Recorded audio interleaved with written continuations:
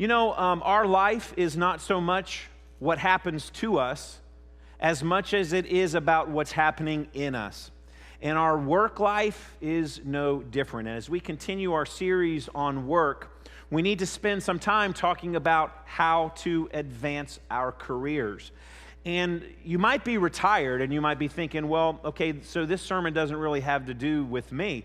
That's not true, because really we're talking about life advancement. We're just going to apply it in the area of our careers and our work life.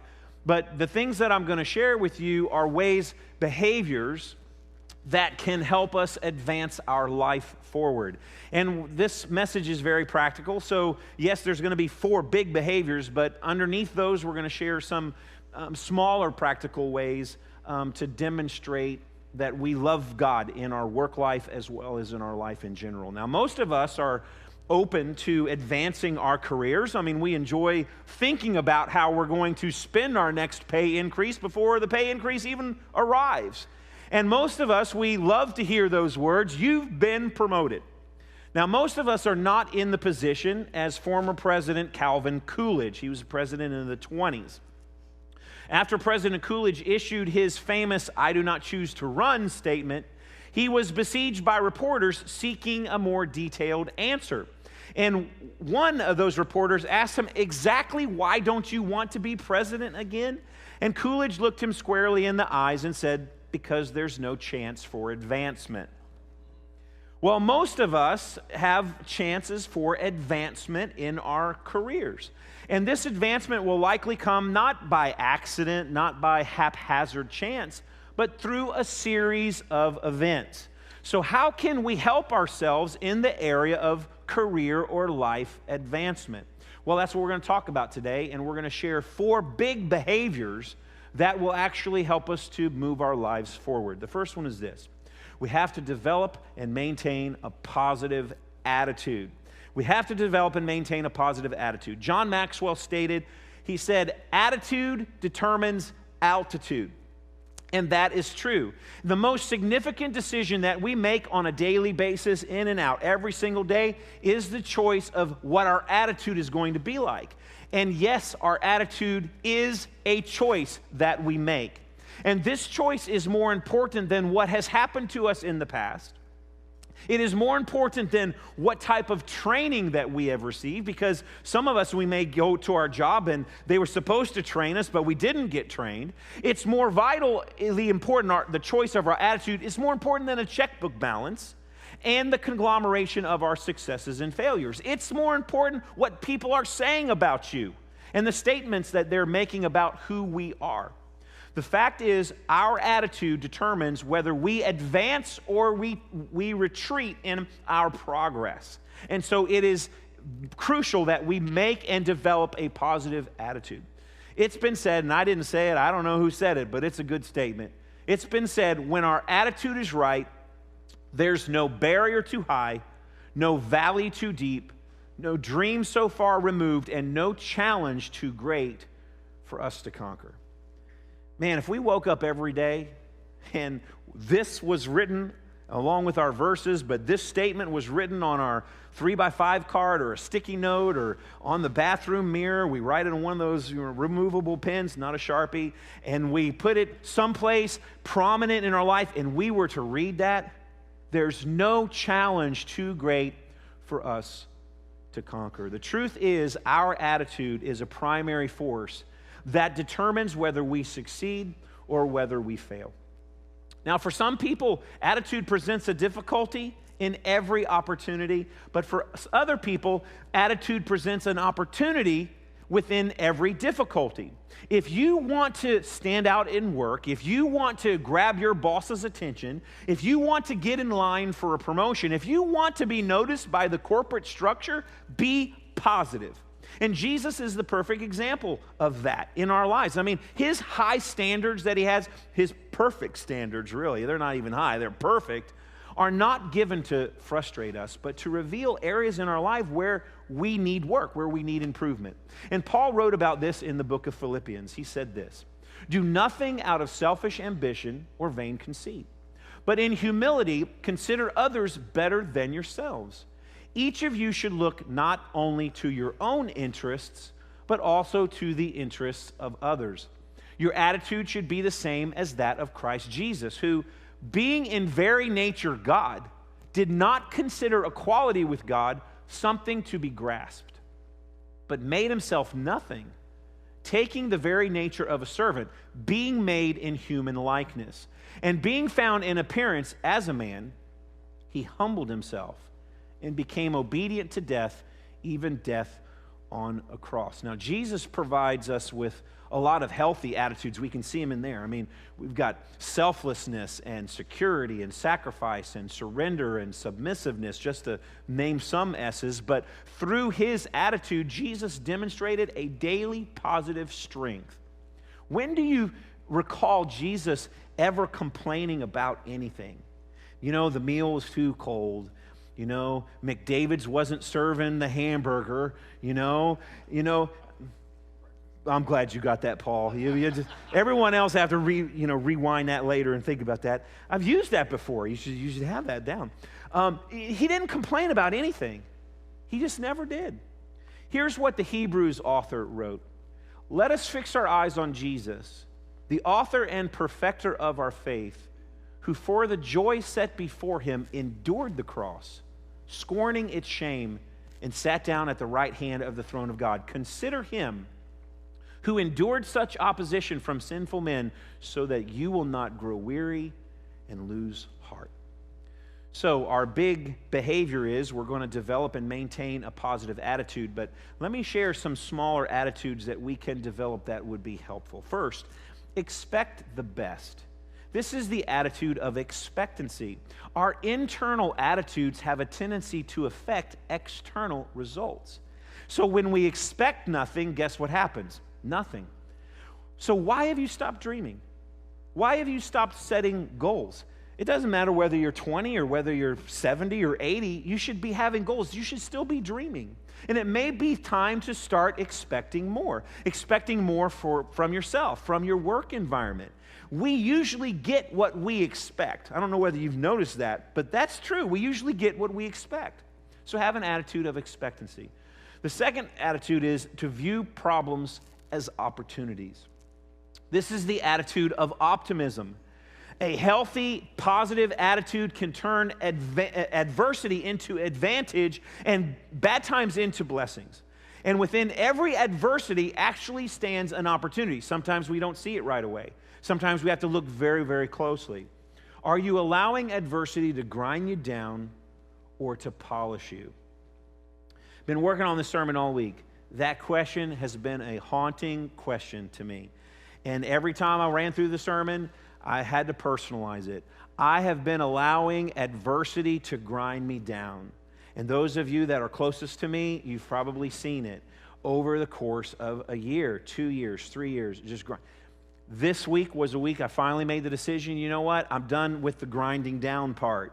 It's time to allow adversity to become an opportunity to polish me, to improve my character, to make me stop trying to control everything that I can't control anyway, and to trust God. Maybe you can identify with that. I don't know. We need to resist the temptation to count our problems. Many of our lives, we've got lots of problems going on, and so it's very easy to count them because they're everywhere.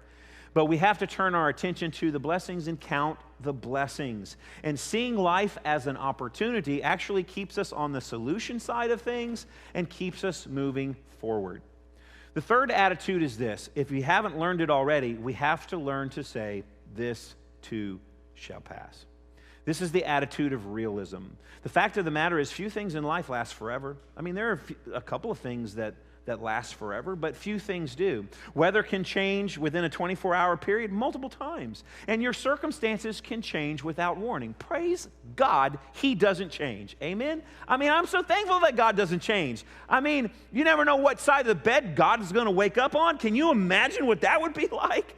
But God doesn't change. And what that means for us is that no matter what is going on in our lives, whether we're at a mountaintop peak, or whether we're in the valley or any of the journey in between, God can see us through. He can help us with that. And so we have to stay focused on the temporariness of our trials. Why? Because those too shall pass.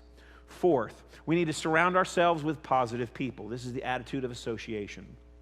We become like those we spend time with. It's one of the reasons why we should be spending time with God every day, because we want to become more and more like Him. Evaluate your associates. Think about and consider your friendships.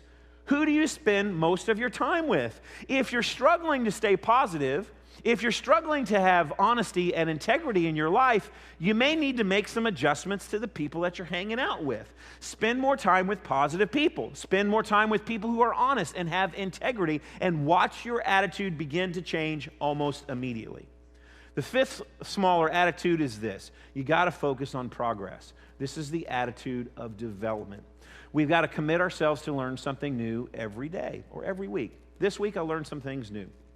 Last week I told you about the Sega plant. Well, first of all, I'm mispronouncing it because it's not a Sega plant. Even though I grew up in Florida with Segas all over, it's not a Sega plant. It is a Sago plant, okay? So I learned that I've been mispronouncing it for 50 some odd years, okay? And one of the reasons why I know that when I got stuck, and I told you about mowing the yard and it stuck me in the neck, there are no sago plants in my yard anymore. The last 3 went bye-bye this week. Okay, they're out on the burn pile, actually. That Ray burned stuff here to church. They're out there. The fact of the matter is, they are highly dangerous to human beings. Okay, highly dangerous. So if you need a chainsaw to take out your sagos, you just let me know. You can borrow mine. Okay, and I also learned this week that at age 55, God still expects me to surrender stuff. I don't like that word. I'll just be honest with you, man. I'm a fighter. I'm a brawler. I mean, not like at the bar or anything like that. Don't misread what I just said. But I don't like surrendering. I was taught you get in there and you mix it up and you bring your best and you give it your all and you don't retreat and you move forward, and I don't like surrender. So for the last year, I have not surrendered in a particular area, and I have been fighting it every step of the way. And I mean, it has affected my attitude. I have been a poor example for a positive attitude. I've had a negative attitude. I have struggled. I've just not been an optimistic person. And Susie, who's here this week, can verify the fact that I have really struggled. Is that not true? I have really struggled. And so, this last week, maybe it was Monday, maybe it was Sunday afternoon, I don't know. I just blew. I just shared it all. Everything. All the things I was struggling with. And I said, this is not my monkey, it's not my circus, I've been fighting. And finally, I came to the conclusion, you know what? It is my monkey, and it is my circus, and I'm trying to control things that only God can control, and it's time to surrender. And it's just time to give it to Him. Like Paul, setting at the foot of the cross and just walking away. Just say, God, you can have it. And you know, when I finally did that, it changed my attitude at home. I mean, yesterday my daughter was very nice. Caitlin's here too. She said, Dad, you always have a good attitude or something like that. I'm like, no, you've been around here, but you haven't seen. And I looked at Susie and I said, my attitude has not been good, has it? And Susie's like, no, it hasn't been. No.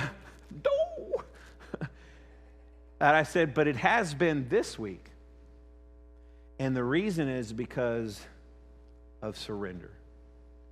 Even at age 55, God expects us to surrender and to discover what our gifts are and our talents. Each of us has gifts and talents, and God gave those to us so that we can make a difference in our world. And if you don't know the gifts and the talents that God has placed in your life, it's time to discover what those are. Maybe you need to start listening to what other people are saying. Like, man, you're an encourager, or, you've got the gift of hospitality, or, boy, you're such a prayer warrior. When it comes to work, one researcher actually estimates that 50 to 80% of Americans are in a job that doesn't match their abilities. 50 to 80% of people? What happens besides being stressed out and being frustrated and leaving? What happens is we live unfulfilled lives, and we live unfruitful lives. And this may be one of the reasons why so many Americans, we change jobs so many times before we retire. So the big behavior, and I spent a lot of time on it, is because it's a big one. Develop and maintain a positive attitude. The second behavior is very important too. Rise above the crowd. These days, people only do what's expected. The least amount that's expected, that's what a lot of people choose to do. People want more money with less effort and less responsibility. But one way to advance your life, one way to advance your career is to rise above the level of mediocrity. So I want to give you 4 simple strategies to be able to do that. First, go the extra mile. The reason why that sounds familiar is because Jesus is the one who said it. He said, if someone forces you to go 1 mile, go with him 2 miles. So doing more than what is expected is going to be noticed. And because people today only tend to do what's expected, nothing more, performance is nominal and production is low quality. So by going further than what's expected, attention's naturally going to be drawn to you and the quality of your work. So respond as if it's in your job description. Expand your job description to incorporate the need. Now, on my business card, I think it says lead minister or just minister. I don't know. I think we had this discussion in a staff meeting 2 Mondays ago, and I think it says minister on it, just minister. But sometimes that business card should say the minister of mops. And the reason is because sometimes I'm setting up tables and moving chairs around, and, everyone on staff does. And I've cleaned up messes on the floor before that weren't mine or my grandchildren or, my family. Why? Is because it's my responsibility as a servant. And so if we want to be noticed in our secular jobs, pretend and view it as a part of your responsibility. The second thing is settle for excellence. Excellence is noticed in the details. Now, I'm not talking about perfection, okay? None of us are going to be able to achieve that. Only one person was able to. I'm not talking about perfection. I'm talking about excellence. How are the details in the area of your responsibility? Are they excellent? Are they excellent? The difference between excellence and mediocrity could just be 10 minutes worth of attention. The difference may be just 1 degree. What happens at 212 degrees? Water boils. Guess what happens when water boils? There's power there. There's steam there. At 211, don't stick your hand in it, but you're not going to have the same power, okay? But at 212, 1 degree different, water boils, and a lot of good things can happen in life because water boils at 212. So striving and settling for excellence is certainly going to be tolerated by your employer. Excellence honors God and it inspires people.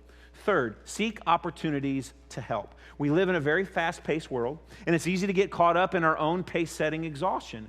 But a tremendous amount of benefit can come when we slow down a little bit and when we walk slowly through the crowd. There may be a coworker who needs help. So ask, how can I help? One of the great things about Elliot and Brandon, if there's 100 days that they see me, 95, 97, 98 of those days, both of them will always ask me, is there anything I can help you with? Is there anything that I can do for you today? I mean, almost exhausted. I'm like, what is y'all's problem? No, I don't need any help. I got it. But they still ask, and I appreciate that. And in seeking out opportunities to assist others, do so not at the expense of sacrificing the quality of your work.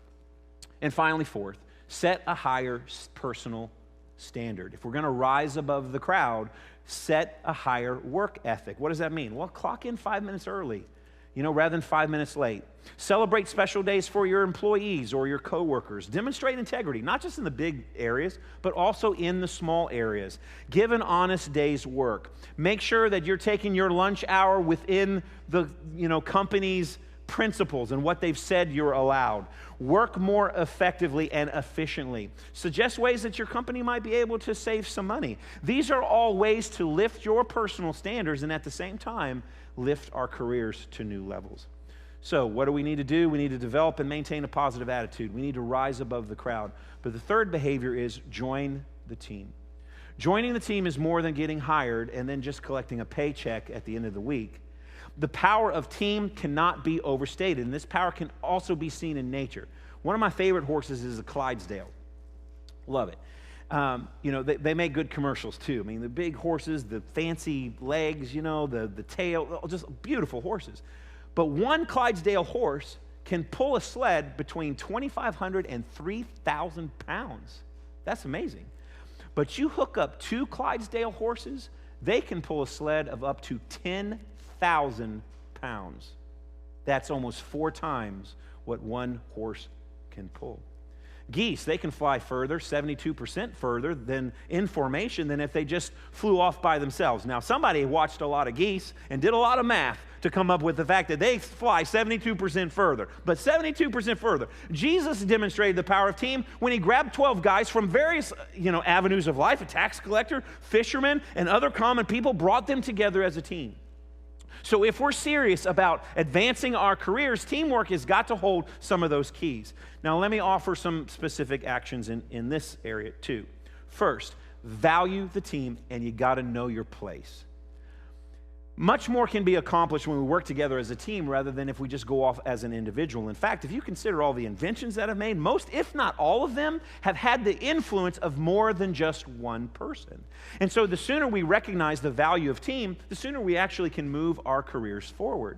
And on all great teams, there may be one who is most influential, more astute, or deemed the primary principal leader. I mean, I'm not going to argue that Tom Brady ain't the man when he's on the field, no matter if he's playing for the Patriots or the Buccaneers or whoever he's playing for. Even if he takes some personal days off, the fact of the matter is he's the man. However, to win at a team sport, what do you need?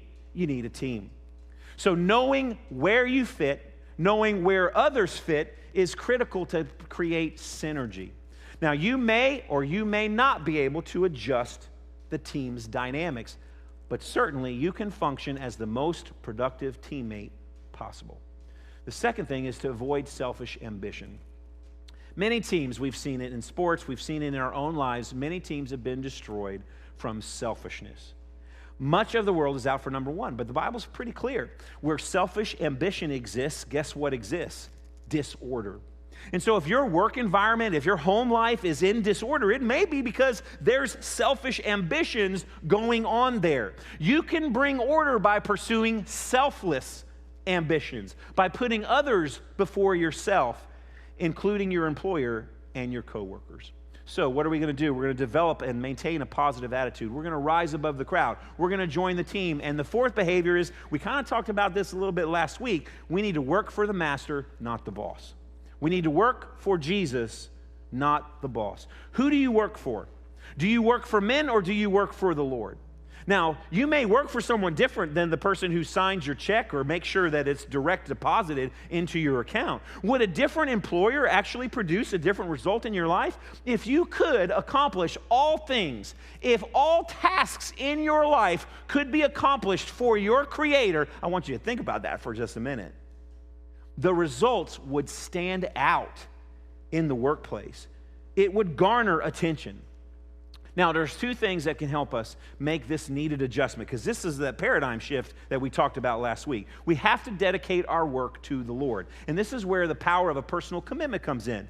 How would a perspective change in your life if you looked at your check or you saw on your pay stub Jesus' signature on there? I mean, he's certainly the one who's holding our reward in heaven for us. But secondly, we have to be trustworthy in all things. Your boss may never find out. You're probably thinking, man, praise God, my boss is never going to find out. But God already knows. Your boss may never notice, but God already has. So we need to commit ourselves to be trustworthy in all things. Like what? We need to tell the truth. In love, but we need to tell the truth. We need to follow through. We need to demonstrate loyalty. Man, I cannot stand disloyalty. That and injustice. Those two things just get me keyed up very, very quickly. Be loyal. Give the benefit of the doubt. Refuse to give up. These are the qualities that employers are looking for, but you want to know what? These are the qualities that God looks for in His followers, in His children. So you say, well, what am I supposed to do? What's my faith step? Well, I'm glad you asked me that. Here they are on one slide. Here's what it looks like. If you want to advance your life, if you want to advance your career, you need to develop and maintain a positive attitude. It's going to get noticed. You need to rise above the crowd. Don't let mediocrity define you. You be defined by excellence. You need to join the team. Know your place. Bring your best. Create synergy. And fourth, you need to work for the Master. You need to work for Jesus in everything that you do. The decisions that you make at work, the decisions that you make at home, how you do your yard, you know? I mean, if people know that you're a Christian and your yard, now I don't know if your yard's long or not, but if your yard is like, you got to wear snake boots just to walk to the front door, it's probably not a good testimony of what a Christian's house is supposed to look like. Take care of your yard. Hire someone. Call Brandon. Brandon's volunteering. He'll come. You know? Do everything for Jesus. And when we put these four things in place in our lives, we will definitely be taking care of business, and Jesus will get the glory.